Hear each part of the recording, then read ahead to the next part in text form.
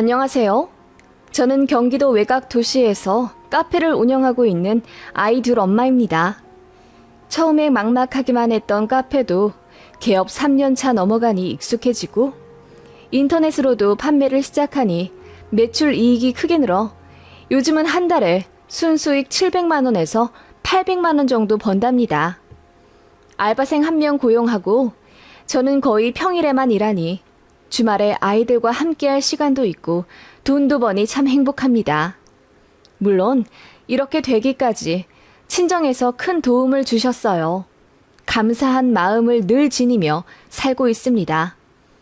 카페를 창업하면서 친정이랑은 더욱 돈독해졌는데 시댁이랑은 사이가 완전 소원해졌어요. 아니, 거의 연락을 안 하고 산다고 봐야죠. 지난 명절에도 안 갔으니까요.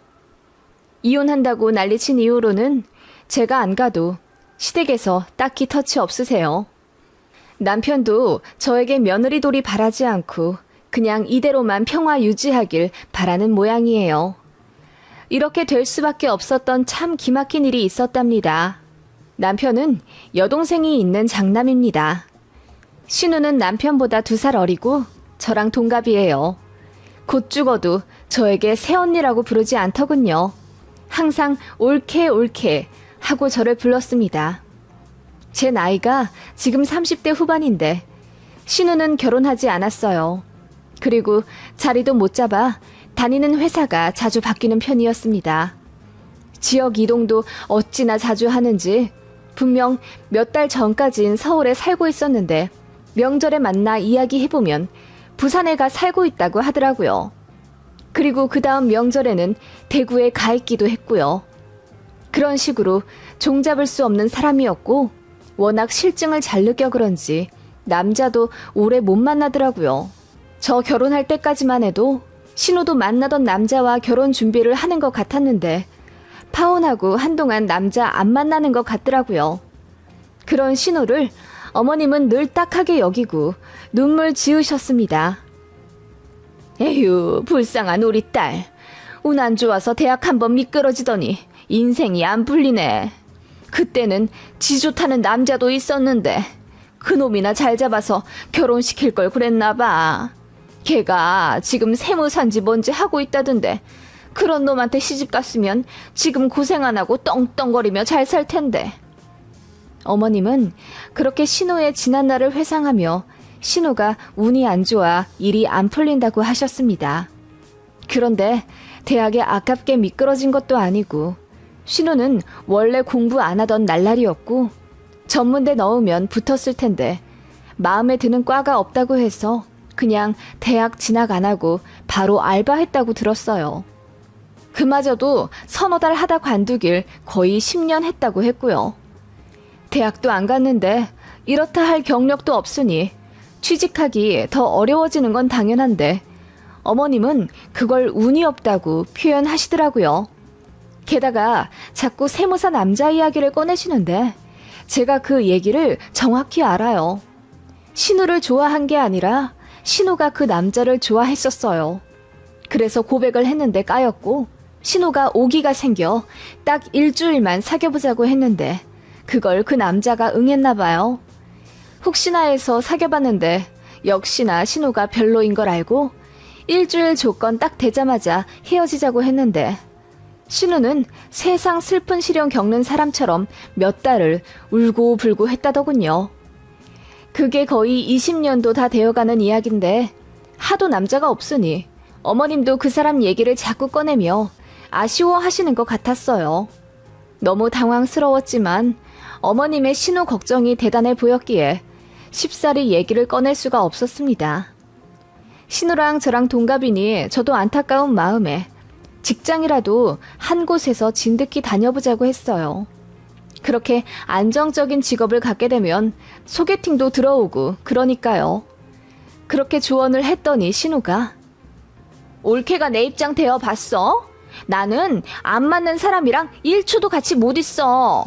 그리고 난 남 밑에서 일 못하는 성격 같아. 나한테 자꾸 지시하면 너무 짜증나더라고. 라고 하길래 제가 사회생활이 다 그렇지 않느냐, 남의 돈 받는 게 그럼 쉬운 일이겠냐고 얘기했더니 시어머니가 저 멀리서 저희 얘기를 듣다가 한 걸음에 달려와 제 등짝을 때리더군요. 아무리 그래도 네 신우인데 무슨 조언을 하고 그러니?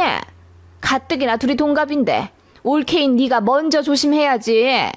기분 상할 이야기는 하는 게 아니다. 라고 저를 혼내시더군요. 그때가 저 결혼한 지 2년 정도 되었을 때였고 저는 임신 중이었어요. 뱃속에 아이도 있는데 신우한테 사회생활 조언했다는 이유로 등짝 맞으니 세상 서럽더라고요. 남편도 그 얘기 듣고 화가 나서 시부모님한테 대들고 싸웠다가 한 1년 시댁이랑 왕래 안 한 적 있습니다. 아예 안 보고 살 거라고 큰 소리 뻥뻥 치시더니 제가 아이 낳으니 손주 보고 싶어서 슬그머니 연락하시더라고요. 아무튼 그런 시댁이라 제가 정이 붙을 수가 없었습니다. 그리고 신우 때문에 자꾸 시댁에 돈을 들이게 되었어요. 참고로 시댁은 지방에 있는 현재 시세 1억 2천짜리 작은 아파트 하나와 아버님 연금으로 노후 준비를 끝내신 상태이고 아버님 연금이 그리 많지 않기 때문에 어머님도 환갑 다 되실 때까지 일을 쉬지 못하고 부업하시며 돈을 버셨어요. 아마 어머님마저 일 관두시면 두 분이 연금으로 사셔야 하는데 200만 원도 안 되기 때문에 많이 아끼셔야 하거든요. 그런데 어느 순간부터 매번 돈 없다 타령을 하시더라고요. 이상해서 자세히 여쭤보니 신우한테 월 70만 원씩 준다 하시는 거예요. 다 큰 성인한테 왜 아직도 용돈을, 그것도 70만 원이나 주냐고 남편이 물으니 신우가 꽤 오래전부터 일을 못하고 있는 상태라고 하더군요. 그때가 저는 둘째 아이까지 낳은 35살이었고요. 남편도 듣다 못해 답답해서 신우한테 직접 연락해 일 좀 하라고 잔소리 하더군요. 참고로 저희 결혼할 때 예단 문제 때문에 신우랑 남편이랑 크게 싸워서 사이가 별로 안 좋습니다.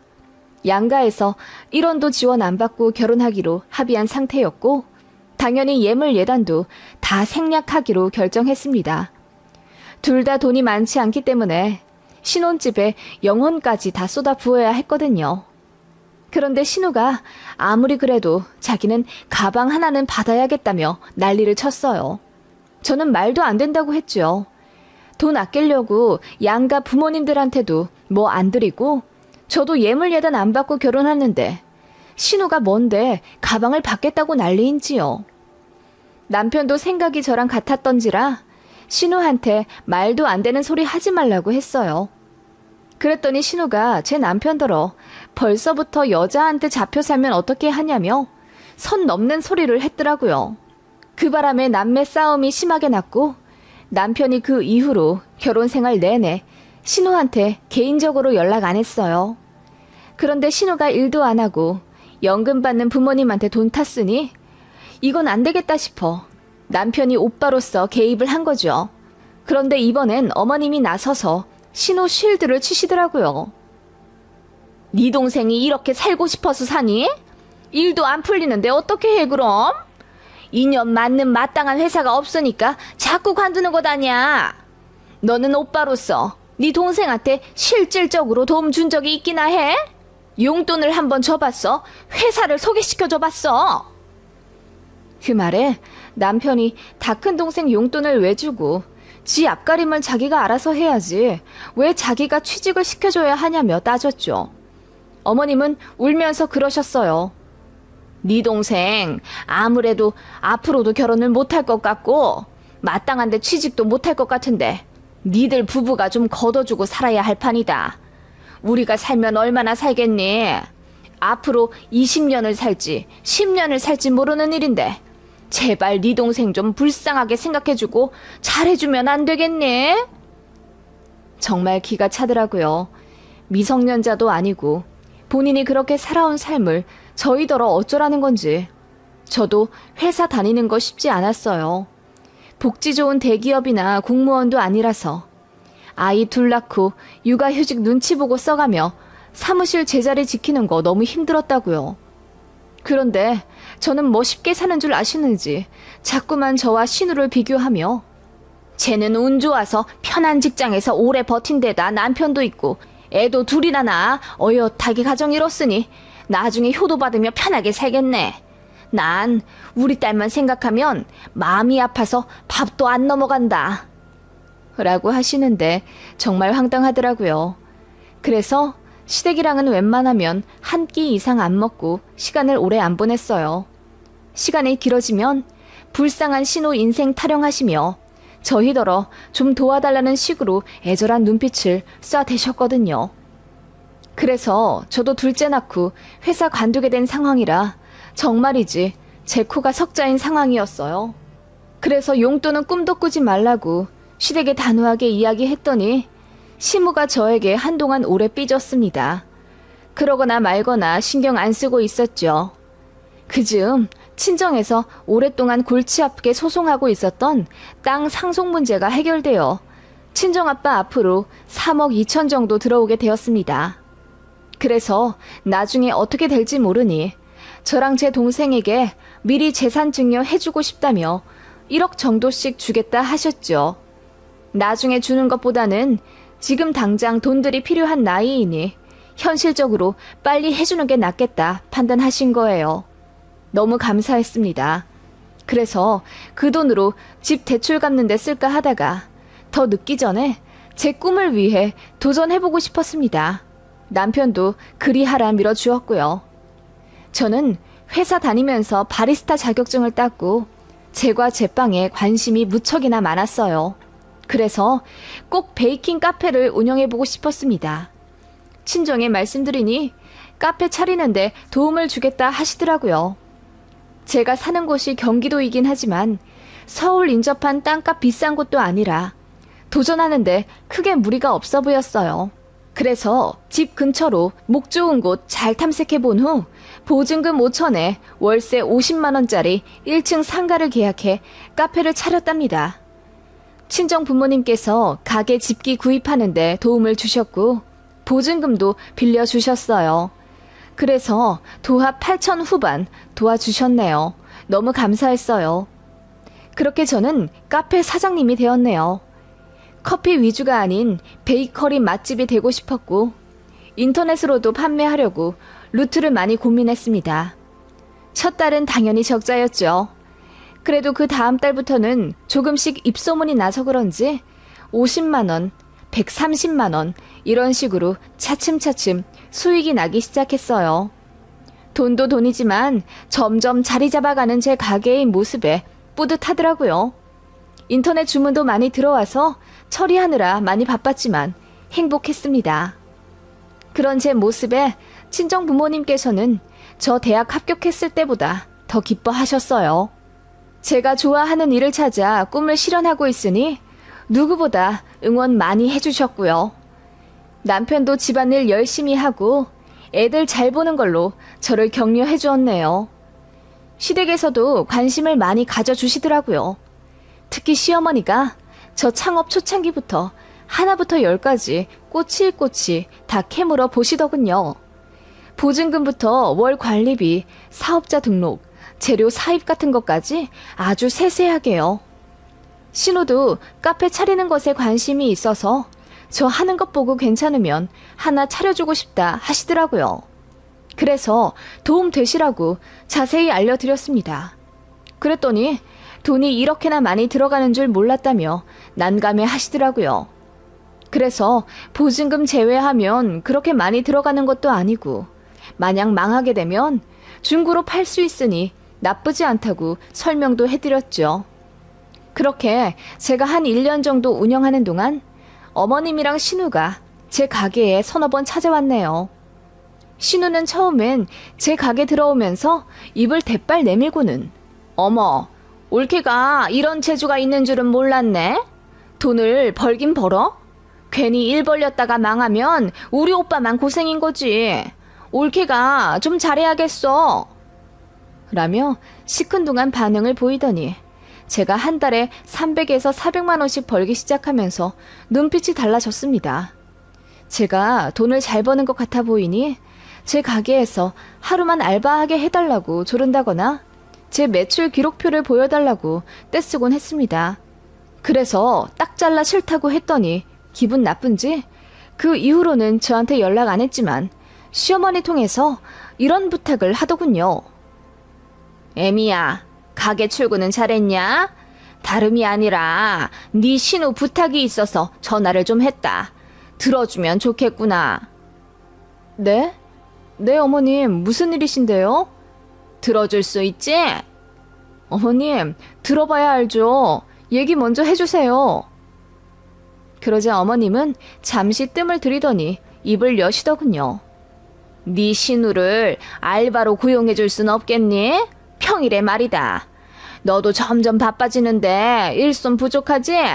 이럴 때 가족끼리 서로 도우면 좋지. 우리 딸도 돈 좀 벌어야 하는데 곧 죽어도 회사는 나가기 싫다 하는데 네 가게에서 알바하면서 카페 일 좀 배워보는 게 좋을 것 같아서. 어머님, 저는 가족끼리 같이 일하고 싶지 않아요. 그리고 아직은 알바 안 써도 되고요. 그리고 아가씨 집이랑 여기는 꽤 먼데 출퇴근은 어떻게 하려고 알바를 한다는 거예요? 니들 집에서 다니면 되지. 평일에만 있다가 주말에 집에 내려오고. 네? 그건 절대 안 되죠. 제가 놀라서 딱 잘라 거절했습니다. 제 귀를 의심했어요.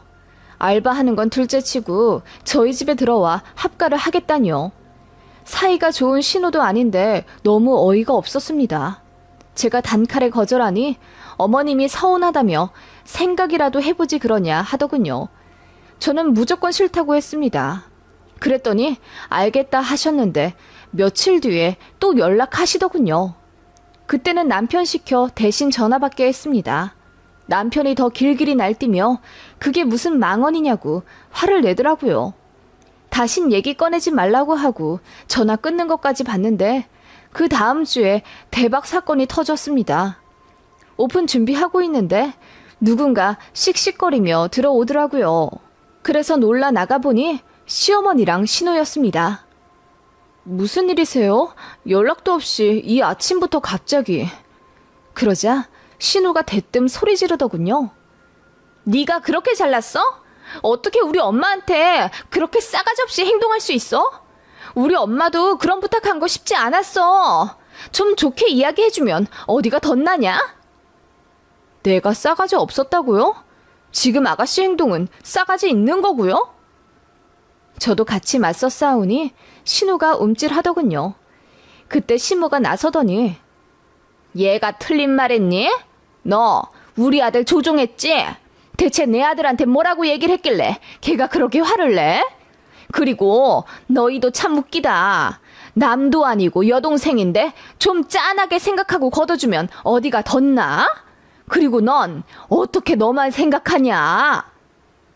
라고 하시는데 정말 어이가 없더군요. 조종이요? 아니, 막무가내 아가씨를 우리 집에 보낸다고 하질 않나. 알바를 시켜달라고 하니 애들 아빠가 더 창피해 하던데요? 그러니까 화를 냈겠죠. 내가 그리 말하라 시켰겠어요? 그리고 생각해보세요. 아무리 가족 사이라도 알바로 고용하는 건 다른 문제인데 저도 근태를 봐야 하지 않겠어요? 아가씨가 회사를 진득하니 다닌 적이 있긴 하냐고요. 성실하지도 않고 나한테 막말하는 걸로 봐서 싸가지도 없는데 제가 뭘 보고 아가씨를 믿고 알바를 시켜요?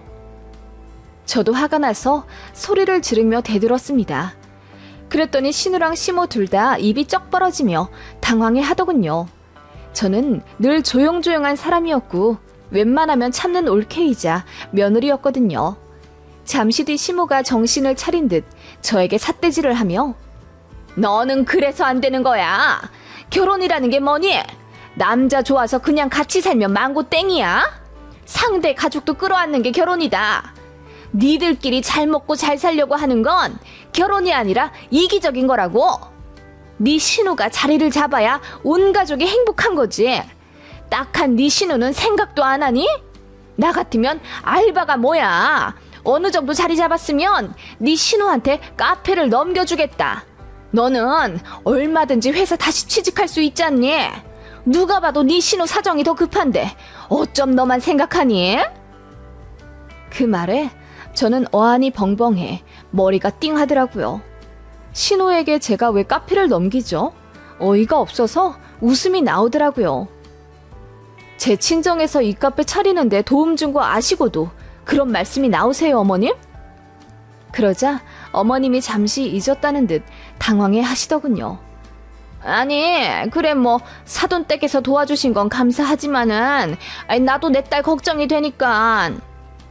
그러자 신우가 지고 싶지 않은 듯. 아니, 그래서 뭐 우리가 이 가게를 달라고 했어? 그냥 우리 엄마가 너라면 그렇게 하겠다는 거잖아. 라고 하길래 저도 소리를 빽 질러버렸습니다. 야, 너 자꾸 나한테 너너거릴래? 이게 어따 대고 자꾸 근본 없이 너너거리고 있어. 그러자 신우랑 시모가 일동 얼음이 되어 아무 말 못하더군요. 네가 자리 못 잡은 게 내 탓이야? 네가 의지가 없는 걸 나더러 뭐 어떡하라고. 그리고 그렇게 키운 어머님 잘못도 커요. 난 이 집에 시집 온 죄밖에 없어요. 어머님 말씀대로 남편 가족까지 끌어안는 게 결혼이라 생각해서 개념 없는 신우한테도 꼬박꼬박 아가씨 불러가며 잘해줬고요. 제가 시댁에 못한 게 뭐가 있어요? 네? 있으면 당장 말하세요. 이혼해드릴 테니까. 그 말에 시모가 안색이 파리해지며 이런 일로 무슨 이혼까지 하냐며 저를 말리더군요. 저는 다 필요 없으니 애들만 데리고 살면 된다고 으름장을 놓았습니다. 신우도 제가 이혼 얘기까지 할 줄은 몰랐는지 당황해서 한 걸음 뒤로 물러나더군요. 저는 그런 신우 얼굴에 삿대질을 하며 계속 얘기했죠.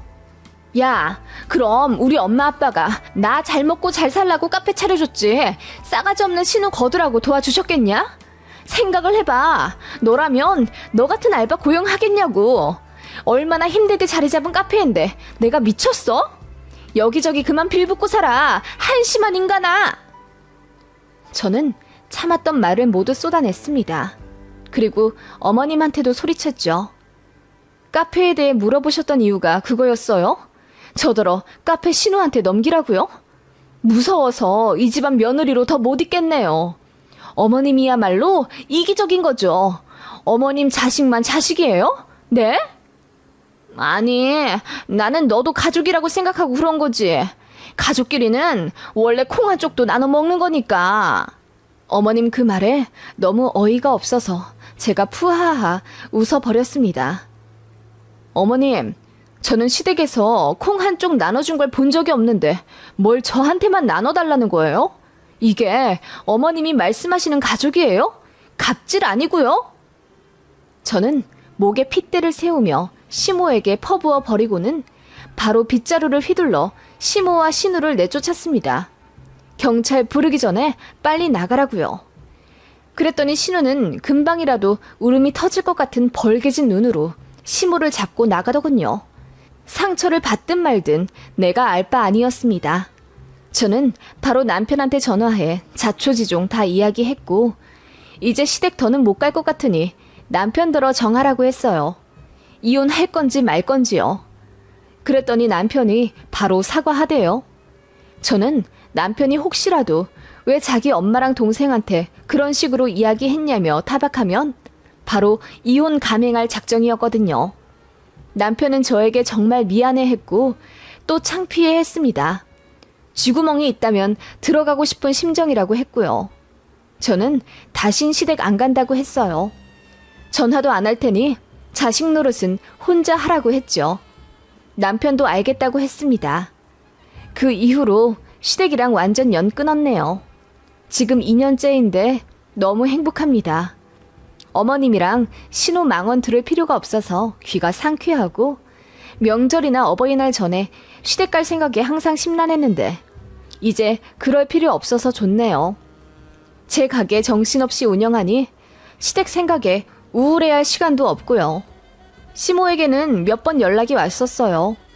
처음에는 저더러 너무하다고 당장 사과하러 오라고 장문의 카톡을 보내셨더라고요. 남편한테 바로 보여줬죠. 어머님이 사과하러 오셔도 모자랄 판에 내가 가야겠냐고 하니 남편이 아무 말 못하더군요. 그 이후로도 몇 번 전화가 왔지만 제가 다 쌩깠습니다.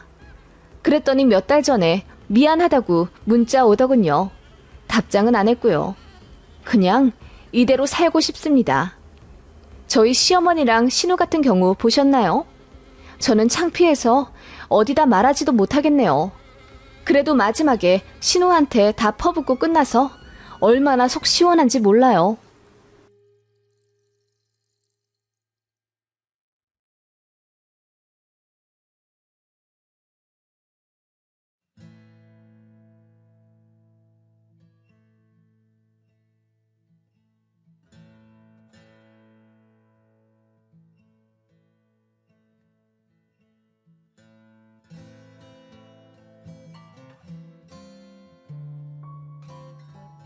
안녕하세요. 10년 전 이혼 후 싱글의 삶을 살고 있는 40대 초반의 여자입니다. 이혼녀라고 불쌍하게 보실 분들도 계실 것 같아 제 소개를 하자면 직업은 자영업이고 자리를 잘 잡아서 5년 전부터 꾸준히 연 순수익 1억에서 1억 5천은 가져갑니다. 일하는 것도 재미있고 연애도 가끔씩 하며 잘 살고 있어요. 물론 외로움을 느끼지 못한다면 거짓말이겠지만 그건 기혼 분들도 마찬가지지 않나요? 배우자와 소통에 어려움이 있으면 같이 살면서도 외로움을 느끼는 분들이 많은 것 같아요. 그래서 저는 결혼은 선택이지 필수가 아니라고 생각하는 사람이랍니다. 그걸 이혼하고 나서야 알게 되었지만요. 그리고 가까이에 엄마가 있어서 괜찮더라고요. 저도 엄마를 챙겨드릴 수 있어서 안심이 되고요. 이런 삶에 저는 200% 만족 중이라 아직까진 행복합니다. 이혼 생각하시는 분들은 아이 생기기 전 빨리 결정하시는 게 좋을 것 같아 제 이야기를 말씀드릴까 합니다. 저는 딱 30 되던 해 3월에 결혼했습니다. 1년 반 정도 연애하던 사람과 결혼했어요. 저는 연봉 4,500만 원 받으며 치과에서 일하던 코디네이터였고요. 그 사람은 공무원이었습니다. 전 남편은 공무원 된 지 얼마 안 되었기 때문에 제가 월급이 더 많았었네요. 그리고 이런 말 자랑 같아 보이실 수는 있겠지만 저는 부업으로 쇼핑몰 모델도 꾸준히 해올 정도로 외모 단정하단 소리를 항상 들으며 살았어요. 키도 큰 편이고요.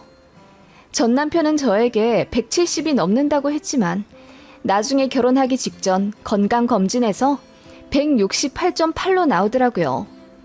어쩐지 저랑 거의 비슷해 보였는데 곧 죽어도 170 넘는다 그래서 믿어주었거든요. 아무튼 키도 작고 외모도 솔직히 별로인 사람이었습니다. 그런 사람과 결혼을 결심한 건 너무너무 자상한 성격 때문이었어요. 저에게 정말 잘해주었거든요.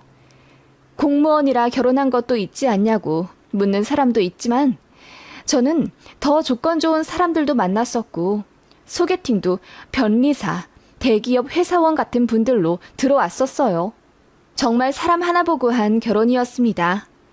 솔직히 말해서 제가 결혼에 있어서 반대당할 거라고 생각 못했습니다. 그런데 시어머니 되실 분이 저를 탐탁지 않게 여기신다 하더군요. 이유는 홀어머니 때문이었습니다. 게다가 시골에서 사시는 게 돈이 없어서 그러는 것 아니냐 하시더라고요. 저희 엄마는 아빠와 오래전 사별하신 후 큰이모와 가까이 살기 위해 이모네 옆으로 이사를 결심하셨어요. 그때가 저 중학생 때였고 남동생이 초등학생이었습니다.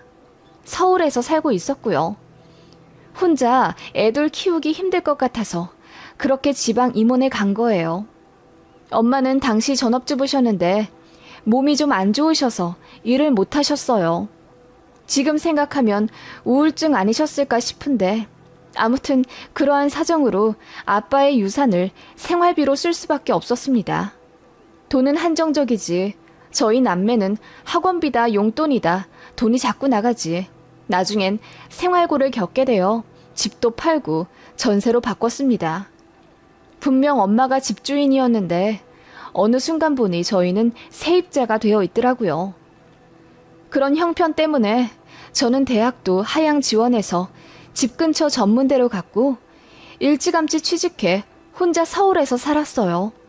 22살부터 일해서 엄마한테 돈 보내드렸고 남동생 대학도 제가 보냈습니다. 그 녀석만큼은 저처럼 원하는 꿈 포기하지 말고 가고 싶은 대학 가서 즐겁게 공부하길 바라는 마음에요. 속 깊은 녀석이라 누나 뜻을 이해하고 남동생도 공부 잘했어요. 그래서 서울에 있는 좋은 대학 들어가 장학금 받으며 자기 앞길 잘 개척해 나가더군요. 자식들 둘이 앞가림 잘해가니 엄마도 기운을 차려 일을 하기 시작하셨네요. 그 시점에 제가 전 남편과 연애를 하며 결혼에 대한 이야기를 나누던 시점이었어요. 그 남자는 제 가정사를 잘 알고 있었고 결혼 얘기가 나오자 본인 부모님한테 제 사정을 털어놓았다더군요. 그런 상황에서도 꿋꿋이 노력해 집에 도움을 드리는 멋진 소녀 가장이라는 걸 어필하려던 모양인데 부모님 입장에서는 자식 배우자가 될 사람이니 못마땅하시겠죠. 여자 집이 홀어머니 계시고 집도 그닥 잘 사는 게 아니기에 반대를 좀 하셨고 그 때문에 잠깐 헤어졌습니다. 그런데 이루어지지 않는 사랑이 더 불타오른다더니 그 남자가 눈물로 저를 잡으며 결혼만 하면 본인이 다 해결해 주겠다. 시댁에서 저 무시 못하게 중간 역할 잘하겠다. 원하면 시댁 발길도 끊어도 된다며 제발 저와 결혼해달라고 했어요. 그리고 그 남자는 부모님이랑 엄청 싸웠고요. 그래서 결국 결혼하게 된 겁니다. 당연히 제가 마음에 들지 않으셨겠죠. 그치만 아들이 좋다고 하니 어쩔 수 없었던 시부모님 마음도 이해는 갔습니다만 시간이 갈수록 어이가 없더라고요. 양가 지원 안 받고 결혼하기로 했는데 남편은 모아둔 돈이 거의 없어서 3천만 원 들고 왔습니다. 저는 9천짜리 전세 보증금 빼고 모아둔 돈 다 합쳐보니 1억 2천이 있었고요. 제가 남자보다 4배나 더 많이 들고 시집 온 거예요. 제가 갖고 온 돈 아니었으면 신혼집 구하는 것부터 난감했을 겁니다. 그리고 시댁은 본인 아들이 공무원인 것에 자부심이 엄청났습니다. 우리 아들 공무원이잖아. 요즘 같은 시대에 철밥통이 얼마나 중요한지 알아? 나중에 연금 따박따박 받으며 살 텐데 부인만 좋지 뭐. 난 우리 아들 너무 아깝다. 라고 하시더군요. 당시 남편은 월급이 200만 원 극초반이었고 저는 350만 원 넘게 받고 있었는데도 제 앞에서 그렇게 말을 하시더라고요.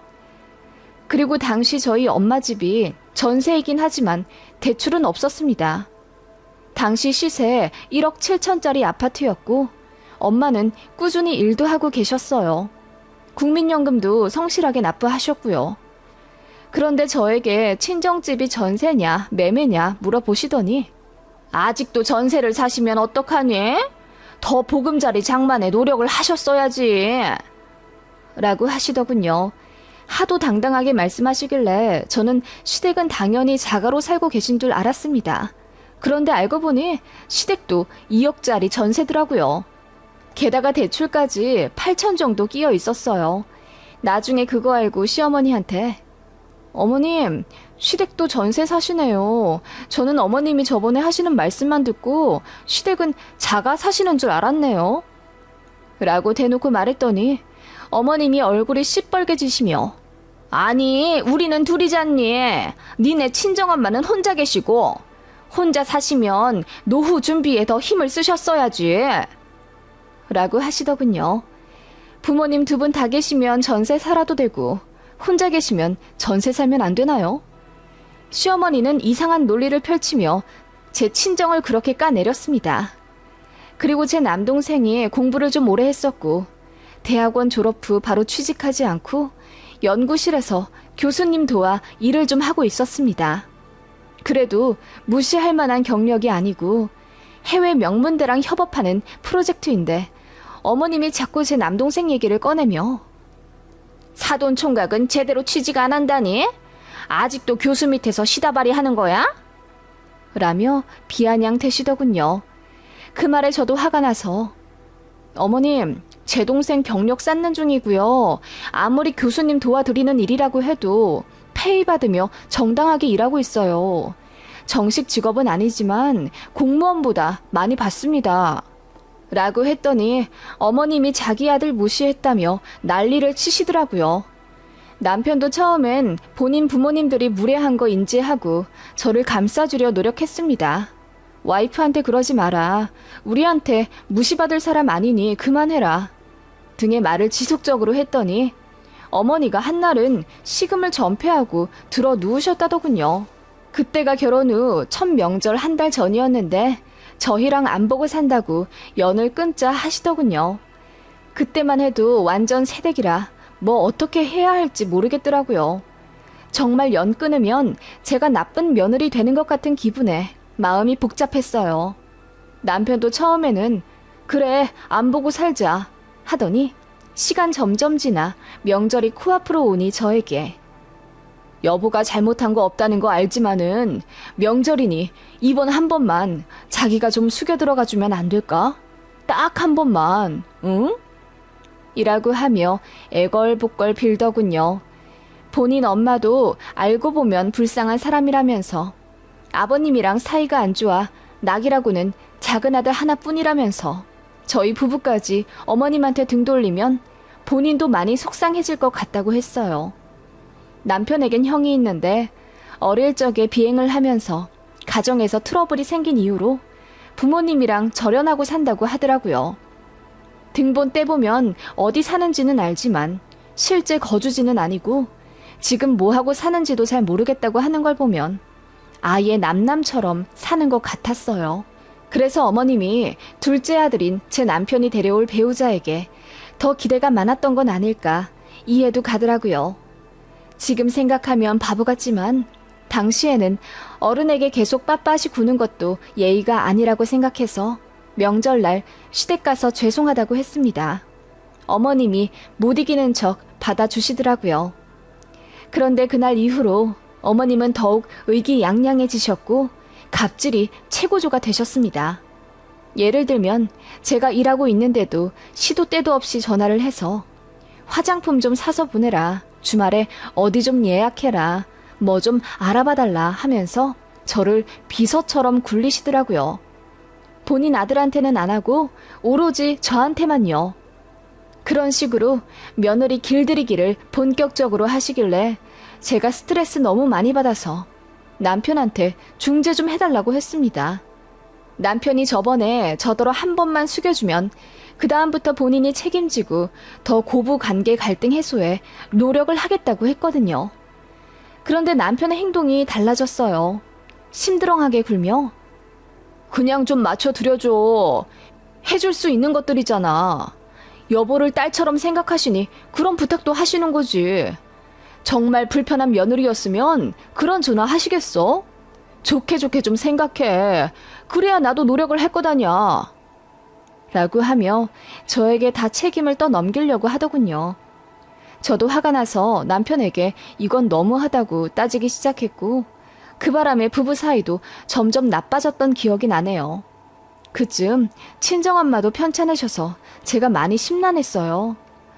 엄마가 갑상선 암 수술을 하셨는데 호르몬 약이 잘 듣지가 않아서 많이 고생하셨어요. 체력도 약해지시고 면역력도 좀 안 좋아지셔서 이런저런 질환으로 힘들어 하셨죠. 그래서 제 동생이랑 저랑 번갈아 가면서 엄마 병원도 모셔다 드리고 케어를 했습니다. 어머님은 그게 너무 보기 불편하셨나 봐요. 제가 2주에 한 번씩 친정에 가니 너는 결혼도 한 애가 무슨 친정에 그리 자주 가니? 엄마 편찮으시면 사돈 총각한테 좀 봐달라고 해. 아님 동생 빨리 장가보내서 올케라도 드리든가. 너 네 친정엄마한테 병원비도 드리지? 라며 독서를 내뿜으시더라고요. 그런데 시어머니가 그런 말을 하실 입장이 안 되시거든요. 저희는 시댁에 다달이 용돈을 드리고 있었습니다. 월 30만 원씩이요. 처음부터 저희한테 용돈을 받겠다 요구하셨고 최소 30만 원이지 아버님 어머님 임플란트 비용이랑 냉장고 갑자기 고장났다 하셔서 그것 바꿔드리느라 신혼 첫 1년에 1,000만 원은 넘게 썼어요.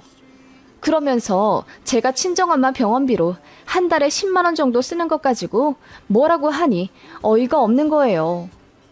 네, 당연히 드려야죠. 저번에 어머님도 임플란트 2개 하시고 다른 충치 치료까지 하셔서 제가 250만 원 드렸잖아요. 라고 했더니 시모가 황당하다는 듯 비웃으며 우리랑 니네 친정엄마랑 사정이 같니? 우리는 시댁 식구잖아. 라고 하시더군요. 이해가 안 가니 사정이 뭐가 다른지 설명해달라고 하니 시모가 말을 얼버무리면서 저더러 얘기가 안 통한다고 화를 내시더라고요. 나중에는 제가 홀어머니 밑에서 자라서 잘 못 배우고 시집을 온 것 같다고 하는 거예요. 그러더니 홀어머니면 집이라도 부자든가. 집도 못 살면서 딸 시집 보낸 건 죄지, 죄. 라고 비아냥대더군요. 저는 그 말을 듣고 더 참을 수가 없었습니다. 저를 모욕하는 건 참아도 친정엄마를 욕하는데 어떤 딸이 참고 넘어갈 수 있을까요? 말씀이 너무 심하시네요. 친정엄마가 혼자 되고 싶어서 홀어머니 되신 거예요?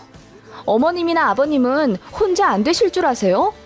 그리고 전부터 궁금했는데 어머님도 돈 없어서 저희한테 병원비 달라 하시면서 왜 제 친정 못 산다고 하시는 거예요? 제 친정이 못 사는 거면 어머님 아버님도 못 사는 집이죠.